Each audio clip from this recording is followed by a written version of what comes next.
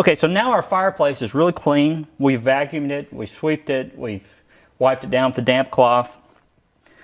Before we proceed any further, we just want to take an inspection of the fireplace. See if there's any cracks in it, if any bricks are broken.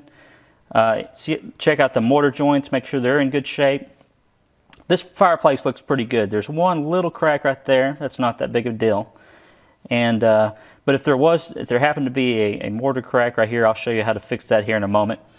But all in all, this looks pretty good. But this is the point where you want to make sure and do a really good inspection of your fireplace. A broken brick can actually be a fire hazard if it was in the back. You want to make sure and check those out. If you can't replace that yourself, you might want to have a brick mason or somebody to come in and take a look at your fireplace. This fireplace is a solid unit.